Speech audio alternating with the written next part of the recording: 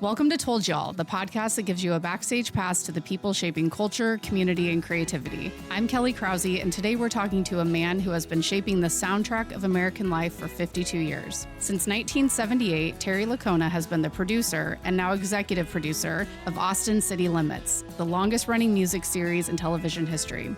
Under his watch, ACL received the National Medal of Arts from the President of the United States, a rare institutional Peabody Award, but more importantly, it earned something rarer than either of those: the trust of music fans across 5 decades, from Ray Charles and Johnny Cash to Brandi Carlile, Billie Eilish, and Olivia Rodrigo. Terry's also produced more than 800 programs, co-produced the Grammy Awards since 2012 and the Latin Grammys since 2016, and once chaired the Board of Trustees for the Recording Academy. And yet somehow still has time to have opinions about who you should be listening to right now.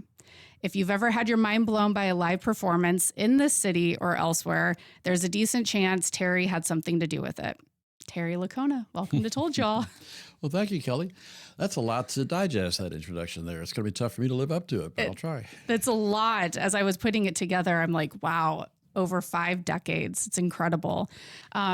I really do feel like I am sitting not just with Austin royalty, but music royalty. And I owe you a huge thank you because Austin City Limits was such a big part of my youth, as I'm sure so many people have told you.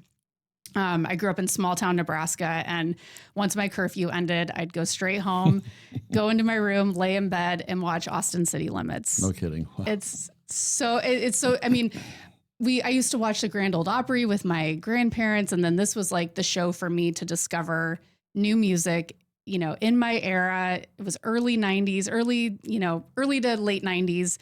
And I remember watching the Indigo Girls and Lyle Lovett, and they were discovery for me. I'd never heard of them before, which also very cool, full circle, seeing Indigo Girls, not for a taping, but later in September. It was such a cool moment. I had never heard of any of these musicians, and I felt like I was so locked in for that hour. So thank you. Well, you're welcome. Believe me, it's my pleasure. But it's those stories like yours that really makes it sink in, makes me and the rest of my team realize the impact that the show has. Because, you know, let's face it, we live in our own little bubble. We all live in some kind of bubble or bubbles. And here in Austin, Texas, well, it is a job. But of course, we realize it's like probably the best job in Austin or anywhere. But you don't appreciate the impact that it has on other people in other places. And when you refer to it as the soundtrack of our lives, well, that seems like a bit of a stretch. But in reality, after 52 years, it has influenced what people see, what people hear, what people learn and know about music and specific artists and genres in a way that few things do. Yeah. And when I hear those personal stories about lying in bed watching Austin City Limits or being inspired to want to play guitar and sing because of somebody you saw on Austin City Limits, makes me go, wow, it really is more than just an entertainment show on TV with cool music that you might or might not tune in to watch. Very much. I mean, I moved to Austin in 2010 and was invited to my first taping with somebody who had tickets. I think it was a Norah Jones taping. And I walked in, and this was when you were in the news studio. So at ACL Live at the Moody. And I didn't realize how, I always thought the show was cool, but I didn't realize how much cooler it was when you're in that live audience and you're a part of that community. Oh, it's an experience. It still is. To me, it is hands down the coolest thing that we get to do in Austin. Hands down. It's in an incredible venue. If anybody hasn't been, it's the best venue in town. It's intimate, but big enough to feel a part of something. The AC is great. The chairs are great. Everything about that space is perfect. And it really is this place for discovery. Anytime I enter the lottery and, get invited to go, even if it's somebody I don't know. The last one I went to, Carlos Vives. I might be I might be butchering his last name.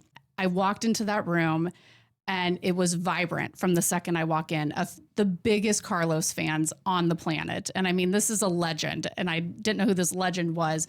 And everyone was dancing and singing word for word. I mean, it was hands down the coolest show I've ever been to.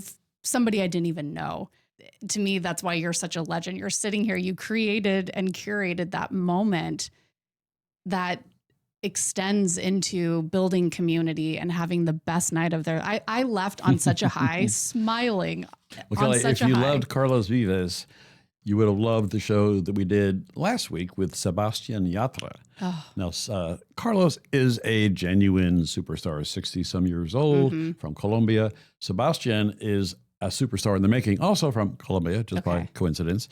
And it was the same effect. Everybody in the house, it seemed, knew every word, every song, and didn't hold back. So normally, unless you were steeped in Latin music and grew up listening to it, or went with somebody who was a Latin music fan, you wouldn't think to go to a Carlos Vives show.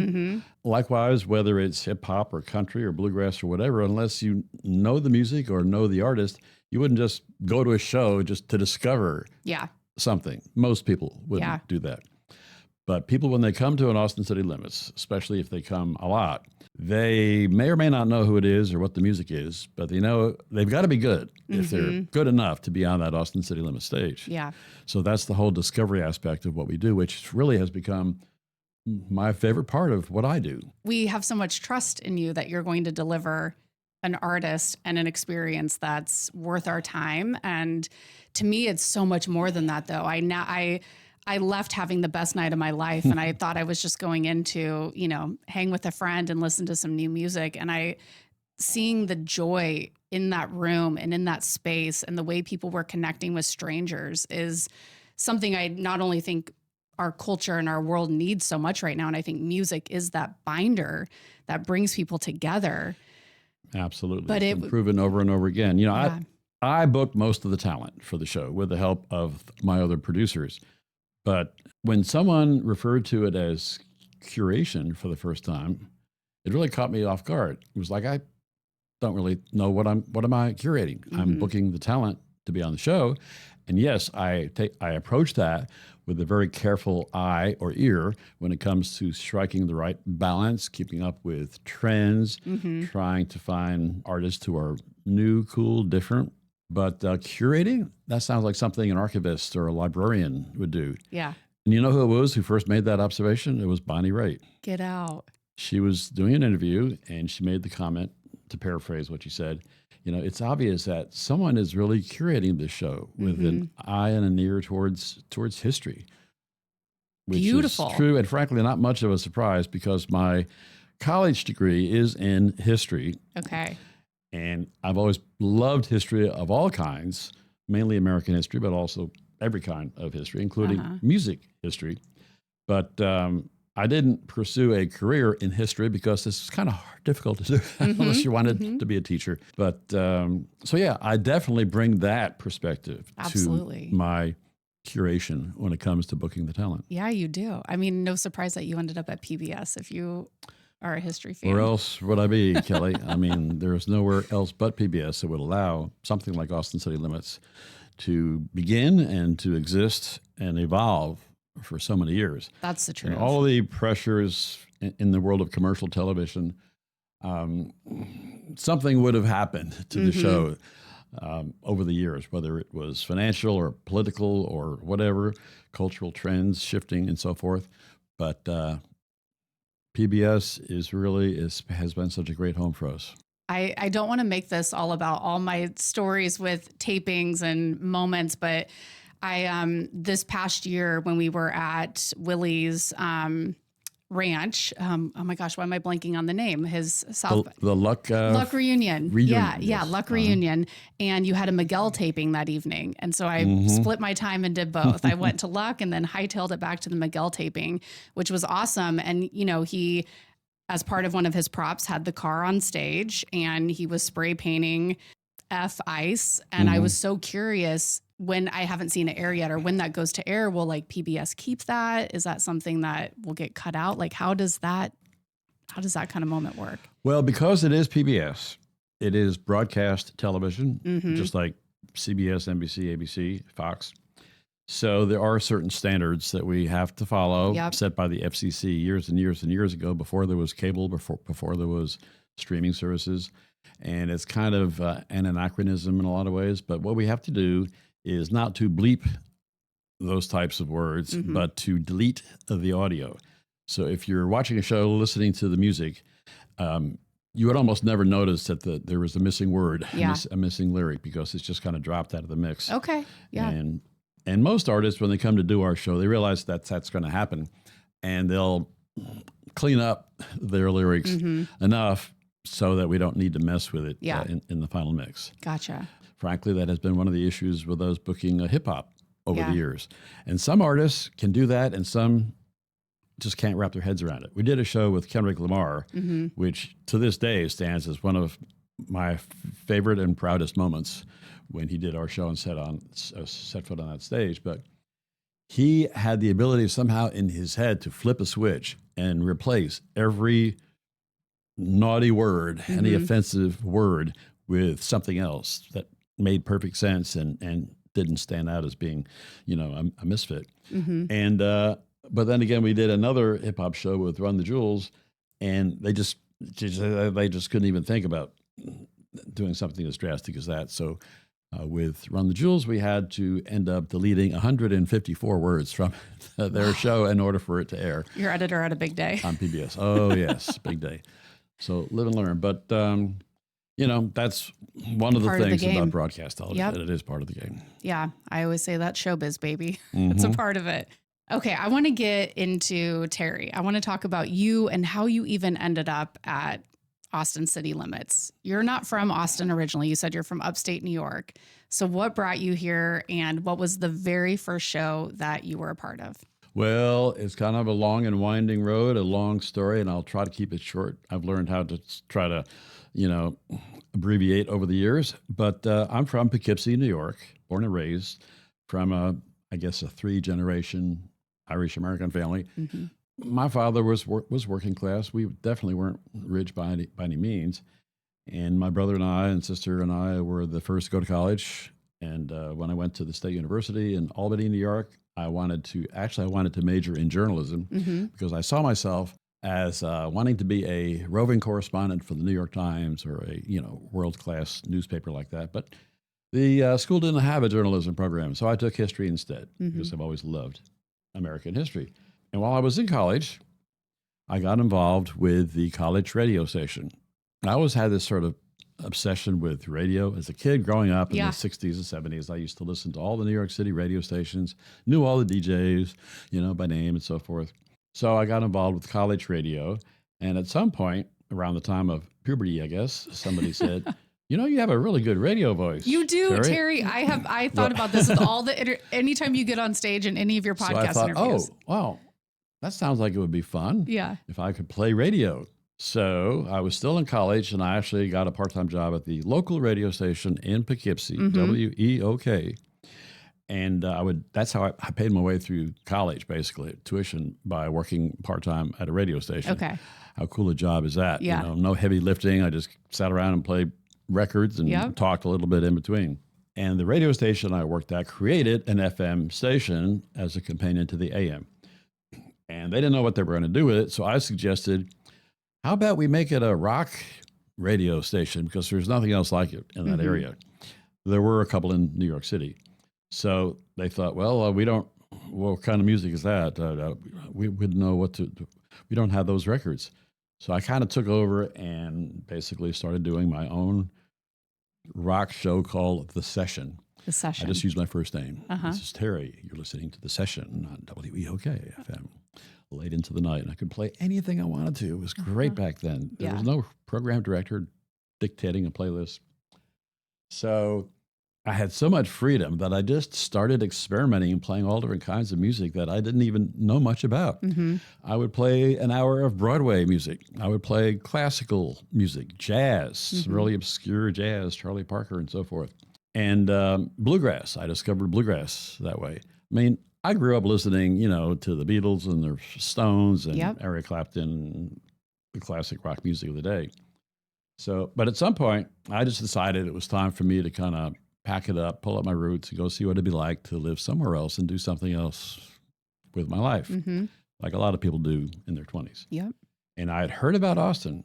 Somebody randomly called me one night when I was DJing and said that they had graduated from UT Austin and wondered if I had ever been there.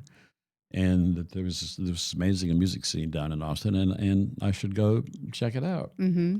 So I never have played music, but I had a really good friend who was a musician in Poughkeepsie, and he was really into Willie Nelson and Hank Williams and country music, which was also new to me. Uh-huh.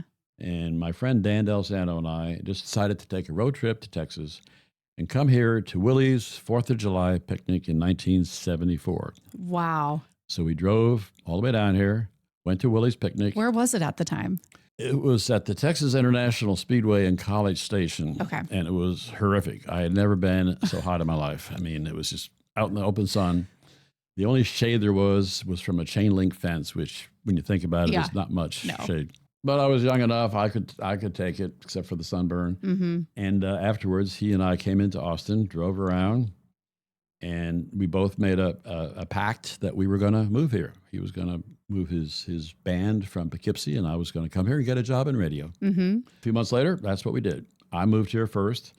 I had $400 to my name, no job, but I figured, how hard can it be? I'll just go from one radio station to another, and surely somebody will hire me. You'll figure it Well, out. nobody did. It took a while. It took 6 months or so. So my first job in radio was at KUT. Really? And they hired me as sort of a jack of all trades. Okay. I did a weekly, hour-long public affairs interview, sit-down type of interview show. I did a bluegrass show on Saturday mornings and a jazz show on Saturday nights. Mm-hmm.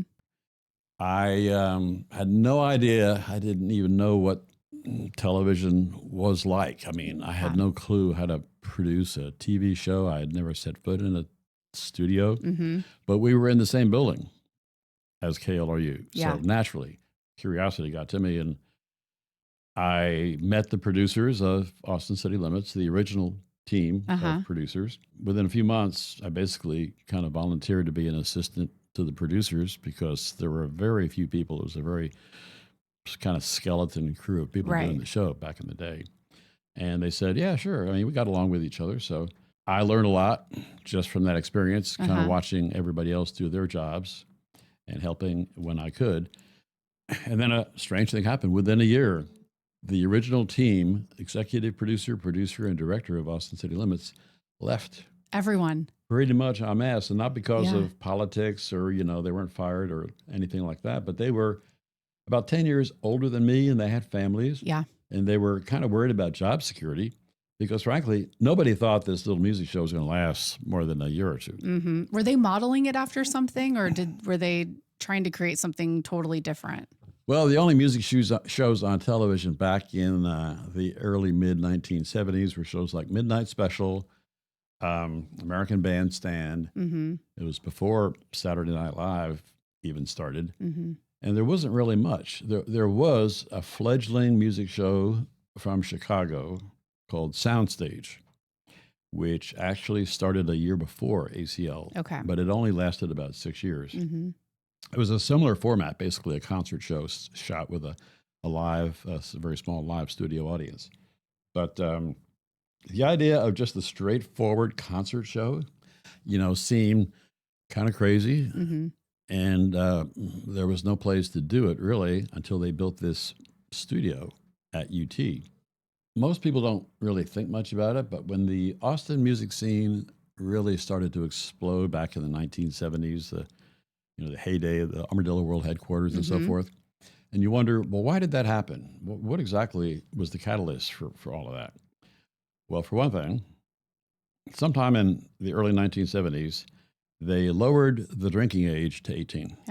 They also made liquor by the drink available in bars in Texas without having to become a member of a club. Oh, yeah.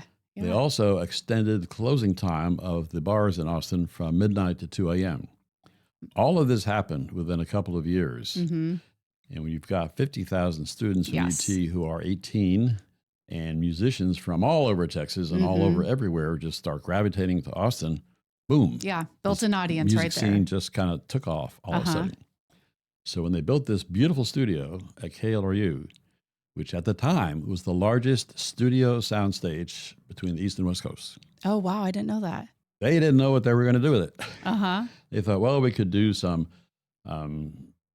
children's programs. We could do some gardening show. We could do like in public affairs. But why not do a music show? Why not like make believe we're at the Armadillo World Headquarters and get a bunch of people in here and find somebody to build a stage, get up on stage and play music? Well, that's exactly what they did. And I can't take any of the credit for that idea or for making that first show with Willie Nelson happen in October of 1974. Willie was the first. They got him to come and do it. Of course, he was recently had moved back to Austin from Nashville. He's, of course, from Texas. And he went to Nashville like so many people do. And he had a pretty successful career. I mean, he was writing hit songs for people like Patsy Cline. Willie's voice was unique, and his songs were a little out there for Nashville. So he got sick of the whole Nashville scene and just decided to come back to Texas and chose Austin as his home. So, yeah, the timing there, again, there's so much about this story, Kelly, that's serendipitous. I was in the right place at the right time. They built this facility at just the right time, and they had this studio where they could accommodate a concert music series, and Willie happened to be there. Was ready, and he was willing and happy to do it. And once that Willie Nelson show aired, everybody was shocked at the response it got from all over the country. Did that just change everything for you all from that moment? Well, it did. Although that being said, the management at the PBS station at the time had mixed feelings about the whole thing. PBS at the time was still considered to be educational television, and there were some people in their suits in the front office who thought, who's this ragged-looking hippie pot smoker on our show and on our station, and this is not who we are. This doesn't represent our mission. But it was just so popular that they couldn't deny the success, and the idea just kind of caught on.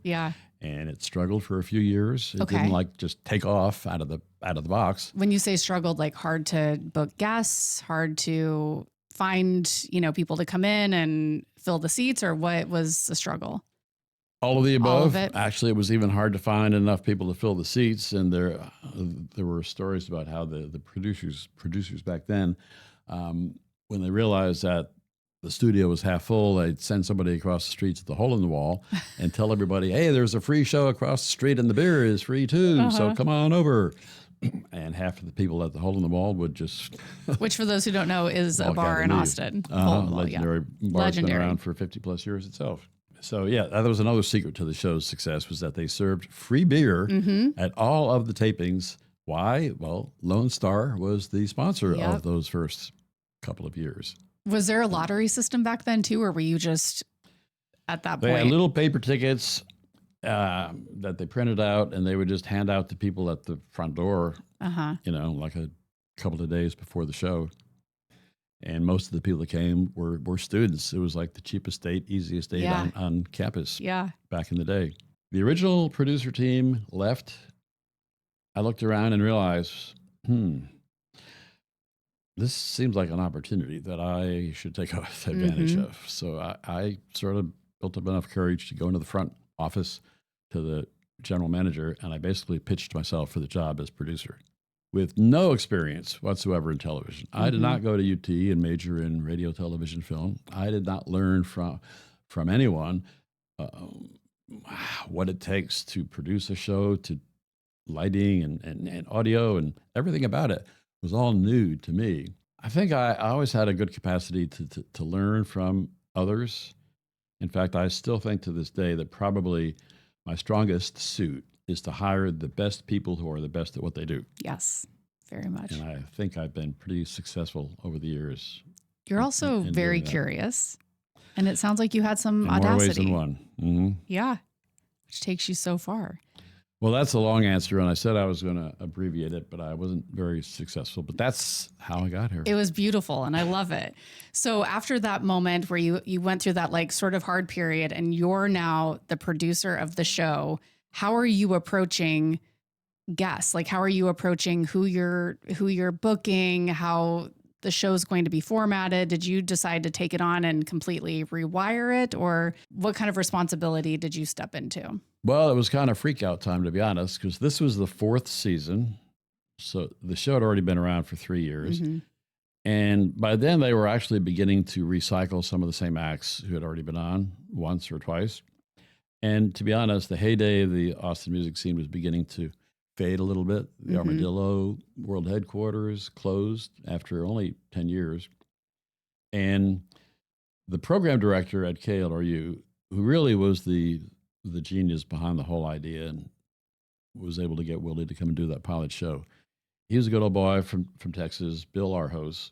He and I got along really well over the years, but in the beginning, he was, to say the least, a little bit skeptical about this kid from Poughkeepsie, New York, taking over his baby. Yeah. I realized we had to do something different. We had to kind of shake up the talent mix and not just keep booking the same people from Austin, and to look beyond Austin. So the very first show that I booked as the new producer was Tom Waits. Oh, yeah. Now, you couldn't really get much further away from Willie Nelson and Texas country music than Tom Waits. But why did I book him? He was on tour, and he happened to be coming through Texas and played a show in Austin, and he had a day off, so I just basically grabbed him to come in and to do a show. Mm-hmm. And it still remains as one of the more unique shows that people still talk about 52 years later. Do you think at that point the leverage of Willie, or having Willie who had the taping, was on the show, helps book a guest like Tom, or are you just relying on? No, I don't think at that point it was still too soon for Willie or anything else to really help with the booking. I was just persistent and I guess lucky again to be able to get some of the talent to do the show that I did. I mean, I booked Lightnin' Hopkins, who was a blues legend, lived in some funky apartment in Houston's 4th Ward. And somebody tracked him down. He didn't have a phone or anything. And tracked him down and talked him into coming to do a TV show. Mm-hmm. I booked the Neville Brothers. I always had a love and a curiosity about New Orleans music. And I thought New Orleans music would be perfect for a show like ours. Get them up on that stage and just let them go crazy. So, yeah, I definitely started booking a lot more than just Austin or Texas or country music. That was all still part of the mix, but I just decided it was time to stretch those limits. Mm-hmm.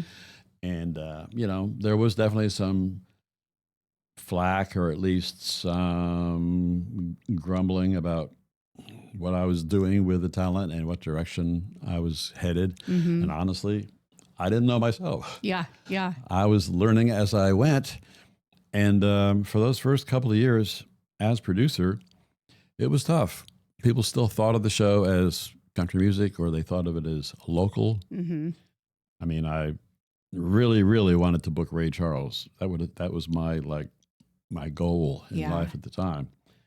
And I reached out to his management, finally got somebody on the phone, and the response was, Mr. Charles doesn't do local cable TV shows. When they heard it was Austin City Limits, what else would they think it is?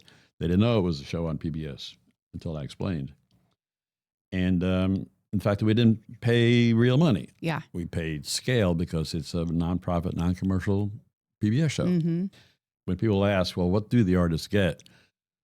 When Willie Nelson did the pilot show, he was paid about a $50 talent fee to do it, and the rest of his band. Yeah. Today, the average scale, as we call it, for the musicians is about $800. Oh, wow. So but you're offering this awesome platform for them. It doesn't matter who it is, Kelly, over the years, whether it's Coldplay or Pearl Jam or Johnny Cash or Kendrick Lamar or Olivia Rodrigo. They get paid about $800 to do the show. But they want to do it, and it's something so special. And I'm sure that I'm guessing you're now at a place where you have artists reaching out saying, we're on tour. Can we pop in and do a taping? Totally. And they sometimes go out of their way. Like the record label will actually fly them in and cover the expense for them to come in and to do the show. Wild. I was talking to a very good friend and big supporter of ACL. She is the senior VP for marketing and promotion at Capitol Interscope Records in LA. She told me earlier this year that when they sign a new artist, or when an artist has a new project, new music, new tour, whatever, there are a few things on their must-do list. One is Saturday Night Live, no surprise, a booking on SNL. Another is a feature story on the front page of the arts and entertainment section of the New York Times. Another is Tiny Desk. Oh, yeah. NPR show. Another is the CBS Sunday morning show. Sure. They do a lot of features. I love those interviews. About artists. Yeah. And Austin City Limits. How wild is that to hear that? Pretty wild. It's cool. When I first heard that had reached that level of impact and value. And as another example, a little side note to all of that is one of the most important things when a big artist comes to do our show, or even if it's a new sort of like emerging artist, their record label, their publicist really, really beg sometimes for that show to air during the Grammy voting windows. Sure, of course. Knowing as much as I do about the Grammys, there are two voting windows. The first round is in early October, when people get to vote from the master list. Then once the final nominations come out, the final round of voting is in December. So, and in their minds, having those shows air during the voting period actually has an impact on how the Grammy members, who are all professional musicians, artists, producers, et cetera, how they vote. I bet. I mean, that's like another wow factor is you really think that a show on an artist on our stage is actually going to influence whether somebody has a chance of winning a Grammy? People pay attention. You can't really quantify that, but I can see it's possible. Absolutely. You know? And what I think is just so cool and crazy, Terry, is that you went from skepticism for who you were booking and, you know, some worry around, is this just Texas? We don't want to go outside of Texas artists, or we're nervous to now you have these major labels who are expressing that their artists have it on their list of things they must accomplish as they're a part of, you know, this label. And that's like a huge marketing moment for them. Like, that's got to feel just so cool that you're a part of that. Yeah, and aside from the commercial aspect of it, you know, how it might impact an artist's new album or Grammy voting is on a personal level.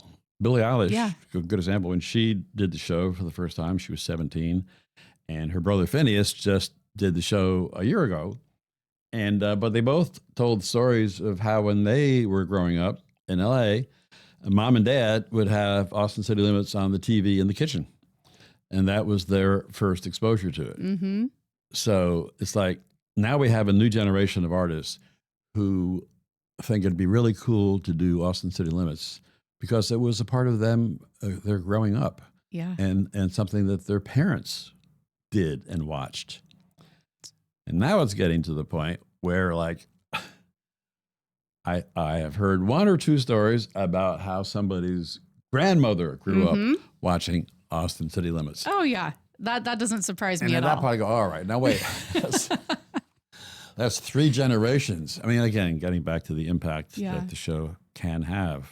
And it goes beyond, you know, commercial success and how many records you can sell or stream or whatnot. Yeah. Yeah, it's the legacy of the show itself, the value, the people who have come before, and just the body of work that's been created, that it's a lot.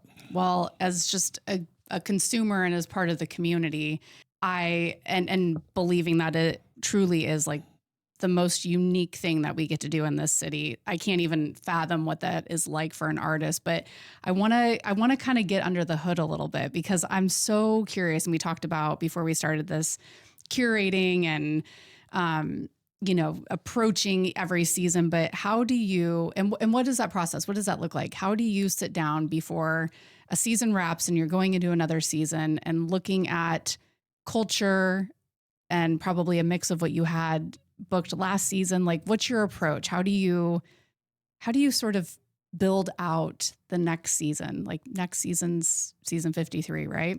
I don't know if you're even thinking about it yet, but take me a little bit through that process. It's an ever-evolving process over these years since it started as primarily an Austin and Texas country music show. And the bottom line is, in my mind, anything goes. Well, what does that mean? anything goes changes, though, from one year to the next, because the primary goal is to come up with a really cool, eclectic mix of all different kinds of music. And it's a performance-based show. So, of course, it's got to be somebody credible enough who can get up on a stage and really deliver a great live performance. Mm-hmm. And we try to strike the right balance between genres, whether it is country or rock or blues or Latin or hip hop or jazz. And we certainly are mindful of the diversity angle Mm-hmm. to make sure that there's a good representation of male and female and diverse groups from wherever. Yeah. You know, we have had African superstars on the show. We've had Jamaican. We have not really had any K-pop yet, but hey, Yeah. that day may come. It's just a matter of trying to find the mix that really works the best for that year. Now the trends change, as we all know when it comes to music. Right now, I would say the hottest music genres are country and Latin. Really? And country, of course, goes through various up and down cycles. Latin music just exploded in a big way over the last 2 to 3 years. This year, Latin is cooling a little bit because there aren't as many Latin acts that are touring the U.S. because ticket sales have been down due to the political climate right now that are discouraging people to want to buy tickets and go out to a public show, sadly. But that can change from year to year. Rock music has been dead and then reborn, and jazz, bluegrass is having a renaissance right now, thanks largely to one artist, Billy Strings, who has become this Billy Strings phenomenon. Yes. Who's also taping a new show this year. But Billy Strings just kind of came out of nowhere. He played in a metal band when he was growing up in Michigan, and he picked up on bluegrass, and he just has this singular talent that just really stands out. And yet, if you go to see his concerts, which I have seen several, including at the Moody Center, it's just him and his 4-piece band. There are no video screens. There's no production to speak of. They just get up there and play for like 2-3 hours sometimes. And it has a very traditional bluegrass sound to it. Yeah. But you look out at the crowd, it's an interesting mix. I mean, there are the old gray-haired hippies who are still out there. Yeah. But then there are the 20-somethings and the younger kids and so forth of just about every age who somehow connect with his music. And as a result, bluegrass is now... I love that about music. And there's an amazing young female bluegrass artist, Molly Tuttle, who's also picking up on this wave.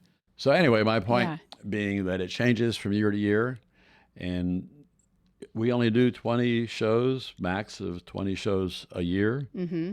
So that makes it really difficult. It's a challenge, but in a fun way to try to strike that balance. And does your team get in this like war room and sits down and just bounces ideas back and forth? And yes. Okay. We have our lists. And yes, I rely a lot on my team. There are 5 of us producers ranging in age from 29 to my age. Don't need to go into numbers, but and everybody has different musical tastes, of course. And we love to compare notes and recommend other people that we should be listening to. And then again, I get suggestions from anybody everywhere, from my neighbor, my plumber, it's somebody I run into in a restaurant. Yeah. And I love that, though. I love the part of my job where I not only have to, but I love to listen to new music and discover music myself. It's pretty typical for people of any age to kind of listen to the same music that you grew up with or heard in college. Yep. And once you get off and start your life, whether it's a family or a career, and you don't have as much time to listen to new music or to make the effort. But I love to do that, and I love listening to newer music, frankly, more than I do my favorite classics from back in the day. Is there anyone that you're really into right now? Well, as a matter of fact, one of the newest emerging artists who we are also going to be doing a show with is Sienna Spiro. Okay, She is a young UK singer, And I got to tell you, Kelly, she has got that Adele quality Yeah. voice in terms of her range, and when she sings, how powerful it comes across. And she's, I think, 21. Oh, wow. So she's just released her first record, and her entire first tour is already sold out. And yet, most people still don't know who she is. Mm-mm. Apparently, some people know who she is. Yeah, yeah. Enough people to like buy all of the tickets. And I heard about her from my friend at Capitol Interscope Records. And she's Very one of cool. Sienna is one of their new artists.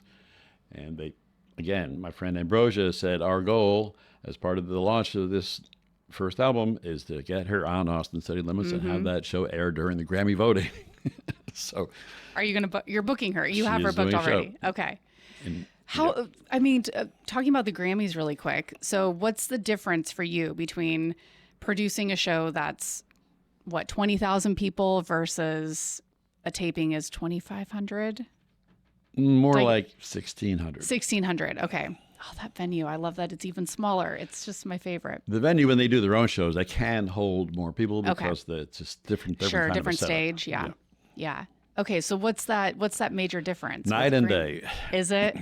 It really is. And I love that contrast. Frankly, I always say that I love contrast in life in general, whether it's between my friends or music I listen to. But the contrast between doing a show like Austin City Limits, when you have one artist or band on our stage doing a whole concert with a live audience, we tape it, of course, but it's a live audience, versus a Grammy Awards show in an arena in LA or wherever with 15 to 20,000 people and 15 to 20 different performing artists, and the tension and competition of the Grammy Awards and the fact that it's live TV, it is about as stressful as it can be, as you can imagine. Yeah. Still, it's great entertainment because of all of those different elements involved. But I love that contrast. And I love, once a Grammy show is over, getting on the plane the next day to fly back to Austin and then do our show the next week. Yeah. It's so different. It's really hard to explain to people what a Grammy show is all about, the behind the scenes, the making of, the process of a Grammy show. That would be a whole nother podcast. Yep. And I'm glad I'm not the top dog on the Grammy Awards. It's a fellow named Ben Winston, who's from the UK. We got his start in America by producing the Late Show with James Corden. Anyway, Ben's a really sharp guy. He's got great instincts. But there are 5 executive producers on the Grammy Awards show. There are like another 5 producers, a whole team of people that deal with so many different things. It's like an army of people that comes together every year to produce that one show. Not to mention it has a multi-million-dollar budget. Yeah, a lot different. We could do 5 seasons of Austin City Limits, for what they have to spend on one Grammy show. Yeah. You mentioned getting on the plane, and I just thought the last American flight that I was on, Austin City Limits is airing on American. It's everywhere. Is that so crazy to you? Well, it is and it isn't. I was so glad to see that happen. Yeah. I had nothing to do with making that deal, but I have heard from so many people since about how they have discovered it's part of the in-flight entertainment programming on American Airlines, rather than taking an app or scrolling through the internet or watching something else doing work. They get to sit back and enjoy some good music undisturbed for an hour.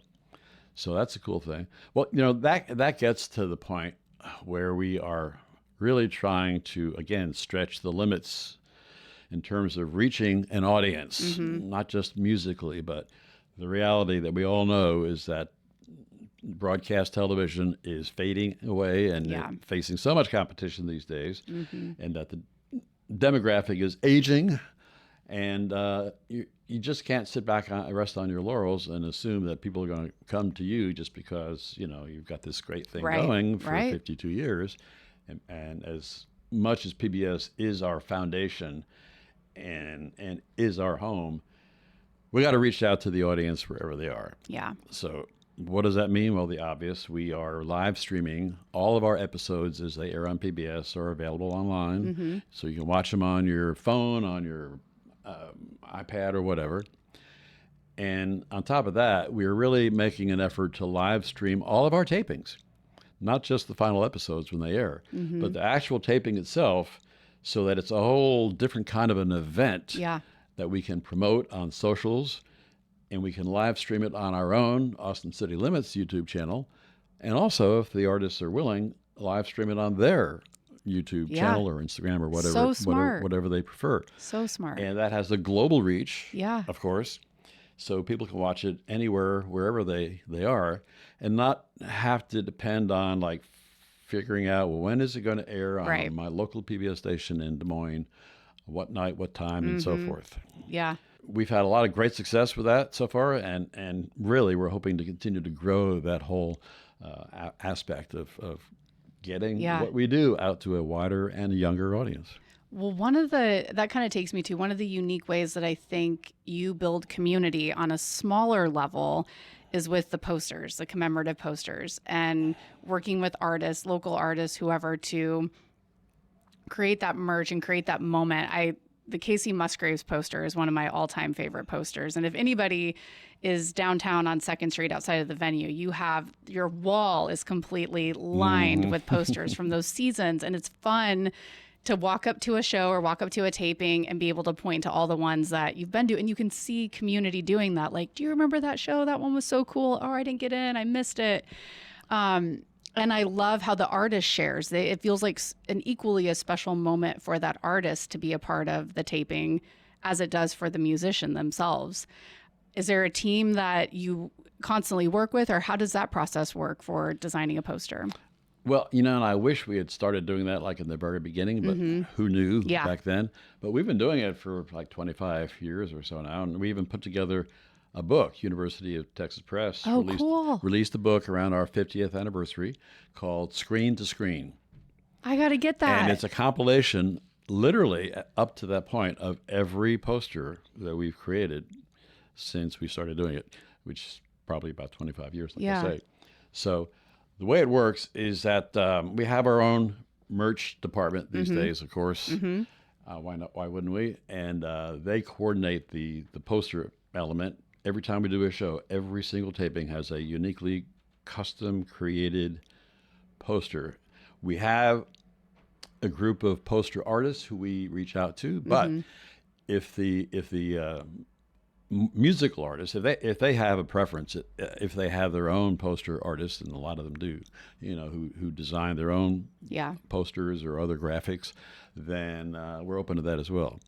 So either way, we have, who wouldn't want to, be a part of this process and design one of these posters for us. And there's a limited run of, I think, 400 or 500 max, and they're basically sold at the tapings, and when they're gone, they're gone.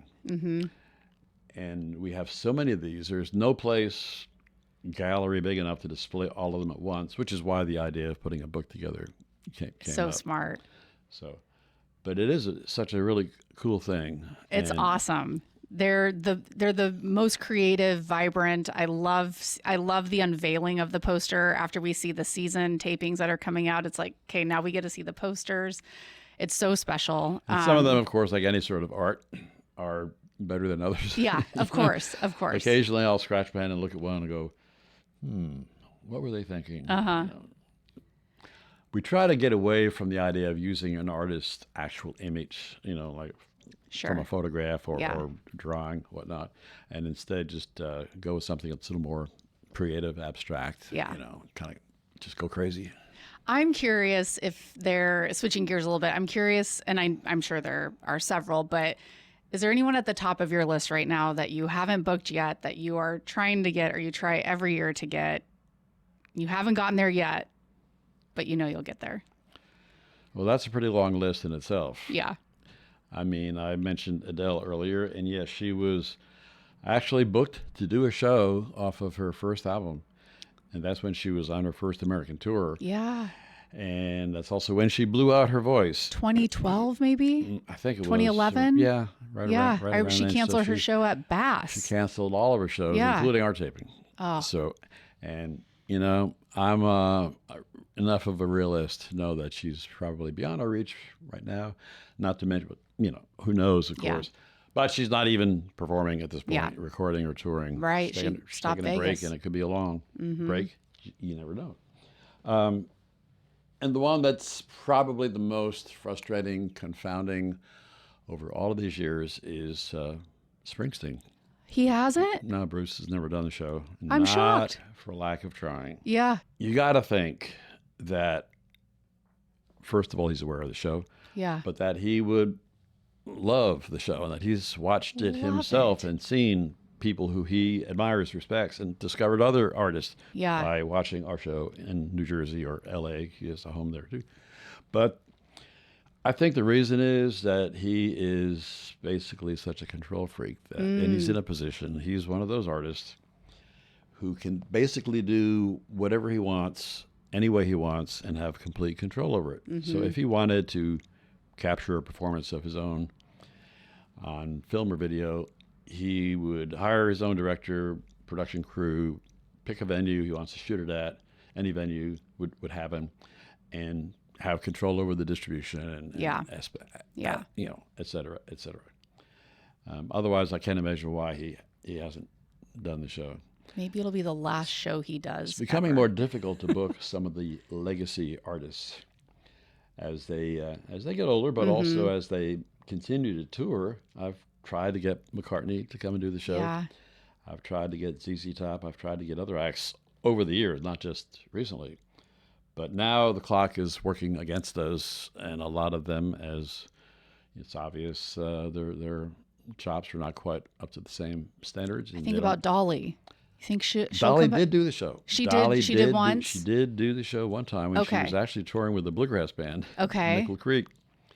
And so I love Nickel I'm Creek. so glad that we got Dolly Yeah. coming to do the show. And she was at the venue during South by Southwest a couple years ago.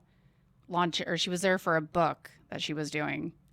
Anyway, she was there. It wasn't Austin City Limits, but And Springsteen was at the venue a few years ago. He was a keynote speaker at South by Southwest. that's right. That's And right. as That's part when I of- was still there. As part of the week, he did a live show at our venue. And believe me, I certainly made an offer and reached out and Yeah. begged to for him to let us tape the show.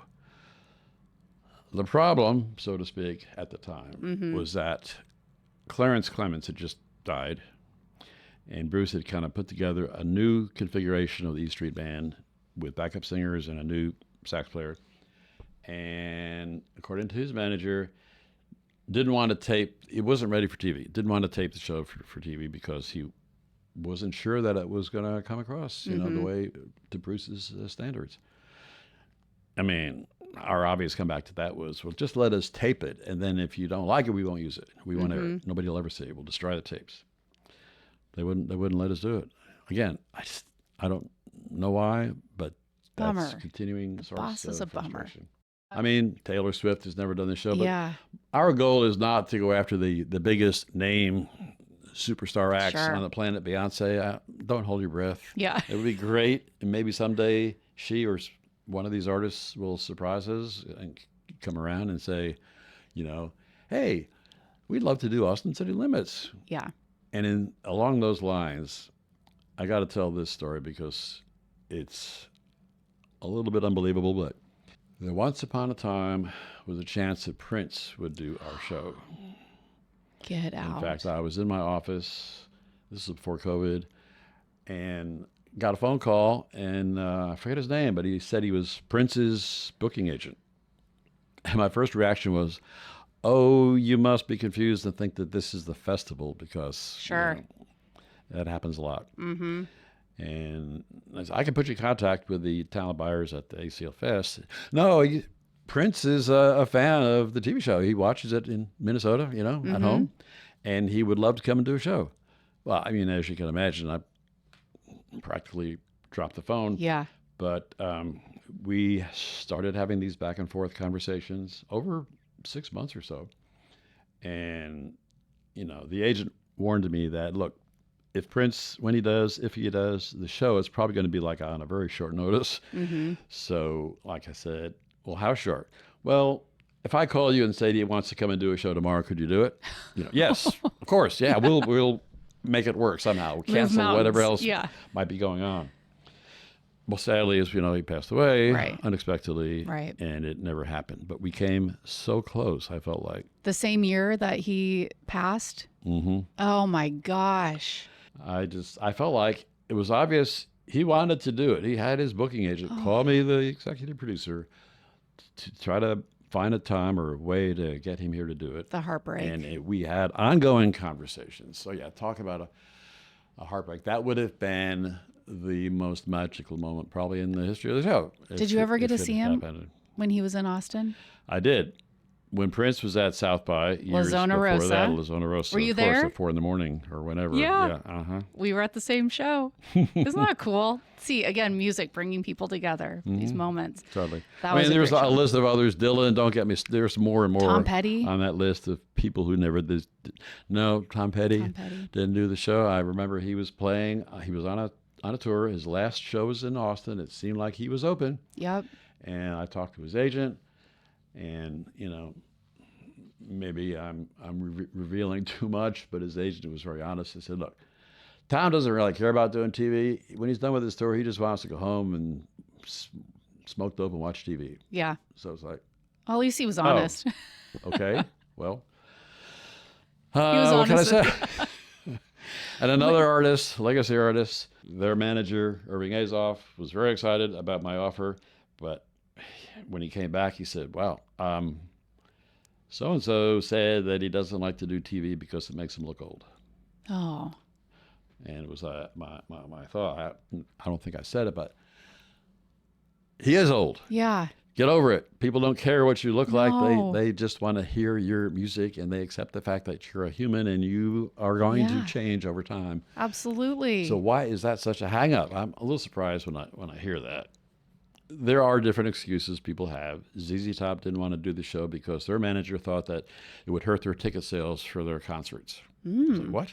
Interesting.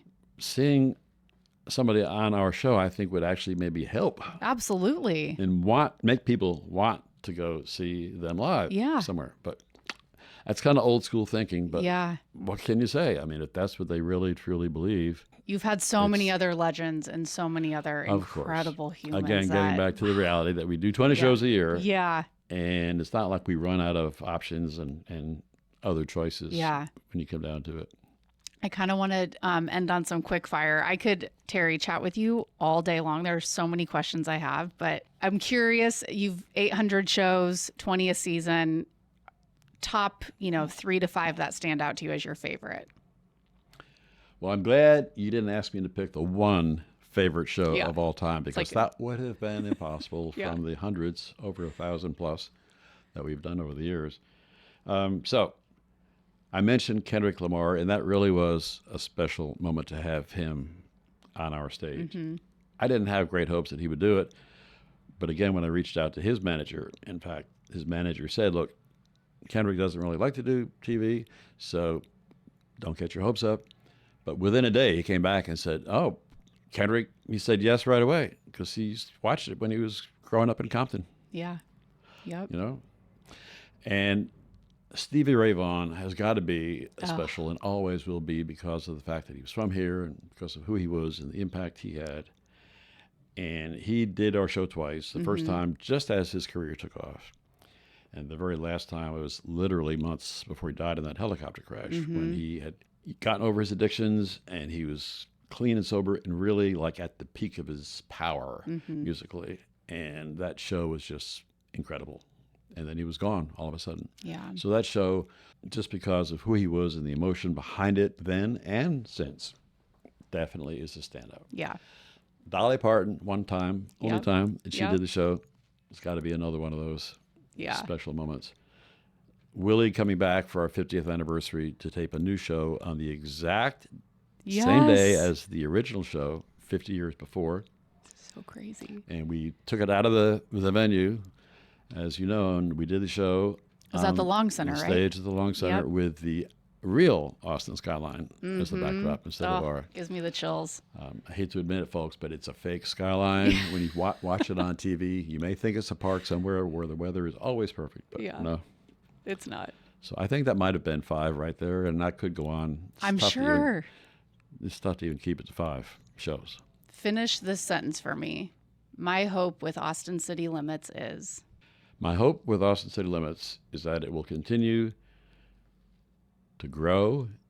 And by that, I mean, I would love to produce more shows than these 20 shows a year. I would love to incorporate other music that so far we just don't have time for. I would love to finally reach out there to people who love music, but who just don't even know how to find Austin City Limits, don't really understand what it is that we do and have been doing that's so special. And there are so many people whose attention spans, or because there are so many other distractions, are limited in time, that they haven't really found us yet. And that's a challenge, to find that audience. We know they're out there. Mm-hmm. We just have to be more aggressive in trying to get our music and what we do to them. Yeah. And what do you hope your legacy is? I said earlier that I think one of the proudest things about what I have done all of these years is to hire the best people, whether it's the director, Gary Minotti, or our people who do audio and lighting, and my producer team who helped me book the shows and put all of the shows together. I book them, and then they kind of make them happen. To put in place a team to follow me and my original team. And we're in the middle of that right now. In fact, this is the big year for transition. There are probably 5 people on the original Austin City Limits team who are retiring at the end of the season. Wow. That's a big change. Yeah. We've already got people in place who basically we are managing to step in there so that you won't notice a significant change in the show going forward. But each new person will bring a different perspective. And I have always loved having new perspectives and fresh ideas and so forth as part of the mix, whether it's booking talent or just the way we do the shows, the lighting, the staging, the backdrop, and so forth. You got to keep the show organic and vital and just not rest on our laurels, and the fact that we have this amazing legacy is not enough. I want to keep shaking things up. I guess that's a big part of what my legacy hopefully will be, is to continue shaking things up and continue that tradition. Well said. Most people want to keep things the same, and I think that's so beautiful and why it's so special and so unique, because every taping is so different, and it's a place for discovery and community and connection and fun. At the heart of it all, it's all fun. So Terry, I am just so honored that I got time with you today. Somebody who I had never met, but who has been a part of my childhood, and every fun experience I've had in Austin, truly, every single taping has just, I've left saying we are so lucky to live here. We have this in our backyard. So it's an honor. And I know I speak on behalf of so many Austinites and folks around the world when I say thank you for the discovery and the connection through music. Well, it's great to sit here and talk to you about it, because as you can probably tell, it's something I love to talk about. You do. It could go on for hours and hours, but I have that same feeling at the end of a show after a taping. It's always a great feeling when it's in the can to begin with. But when I get in my car and drive home, as Eddie Vedder from Pearl Jam put it, we've added another brick to the wall. Yeah. In terms of, he referred to ACL as a monument to music, which is pretty profound, poetic when you think about it. And we keep building these bricks. This monument keeps getting bigger and bigger, and this legacy will outlive us all. And everything we've ever done has been digitized, and it's frustrating in some ways because it's still kind of locked up in a vault. Yeah. And that is part of my legacy. My goal, at least, and has been for a while, is to somehow open that up. Open the vault. So that if you want to go watch that Johnny Cash show or some obscure jazz show from 1996, you can go watch a song, download a whole show, figure out the rights and how to compensate everybody for it. But that deserves to be seen and heard by everybody. Absolutely. So we're working on that too. Oh, to be able to go back into the 90s when I was first watching the show and watch the Indigo Girls or watch Lyle Lovett, who I've just come to love so much thanks to your show. I think that would be just awesome. It'd be so cool. We're going on to another conversation here. Yeah, I know. There's so much more we could talk about. Yeah.